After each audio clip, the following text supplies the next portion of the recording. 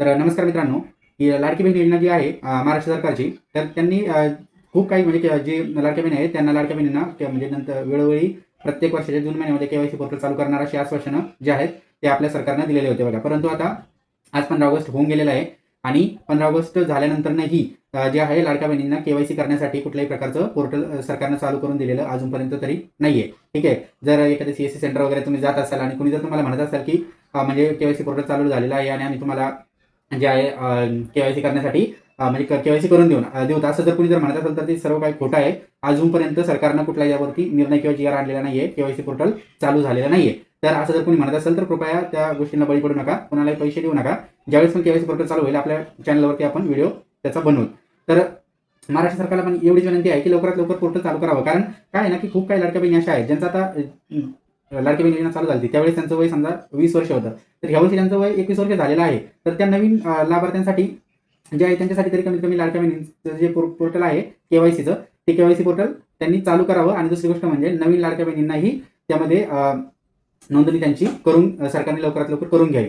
तर ही सरकारकडे विनंती आहे. आणि कुठल्याही प्रकारच्या या गोष्टींना बळी पडू नका की कोणी जर म्हणत असेल की आम्ही तुमचं केवायसी करून देऊ वगैरे वगैरे, तर केवायसी अजून चालू झाली नाही. रक्षाबंधनापर्यंत सरकारने जे आहे सरकारने केवायसी पोर्टल लवकरात लवकर चालू करून द्यावं. आणि ज्या एकल महिला आहेत बघा, एकल महिला आहेत म्हणजे त्यांना तर केवायसी करताच आलेली नाही. सगळ्यात जास्त तसं बघायला गेलं तर ती जी गरज आहे लाडक्या बहिणीची जे हप्ता जो येतोय त्याची गरज तर त्या लाडक्या बहिणींना पण सर्वात जास्त असते. परंतु त्या लाडक्या बहिणीसाठी कुठल्याही प्रकारचा ऑप्शन तिथं पोर्टलवरती दिला नव्हता. तर सरकारने याचाही म्हणजे ह्या पण गोष्टी ध्यानामध्ये घेऊन जे आहे केवायसी पोर्टल लवकरात लवकर चालू करून द्यावं. आता 2 आठवड्यापूर्वी आदित्य तटकरेंनी काय सांगितलं होतं की पोर्टल जे आहे पोर्टल मुख्यमंत्री आणि दोन्ही उपमुख्यमंत्री मिळून जे पण निर्णय घेतील त्यानंतरनं जे आहे पोर्टल चालू होईल. तर पोर्टल नक्की चालू होईल, पोर्टल चालू होईल, पण आत्ता पोर्टल चालू नाहीये. त्यामुळे कुणीही कुठल्याही गोष्टीला बळी पडू नका आणि उगाच कोणाला पैसे देऊन केवायसी करण्याचा प्रयत्न करू नका. आणि सर्वात महत्त्वाची गोष्ट म्हणजे ज्या लाडक्या बहिणींना हप्ता भेटतोय ना त्या लाडक्या बहिणींनी कुठल्याही प्रकारे कशातही चेंजेस करू नका, त्यांच्या अकाउंटमध्ये चेंजेस करू नका किंवा बँकेमध्ये जाऊन अननेसेसरी जे आहे केवायसी वगैरे करत बसू नका. तुम्हाला जो हप्ता येतोय तो हप्ता कंटिन्यू असू द्या, त्याच्यामध्ये चेंजेस करण्याचा प्रयत्न करू नका, तो हप्ता कंटिन्यू राहील. कारण आता जर तुम्ही थोडेफार जरी चेंजेस केले तर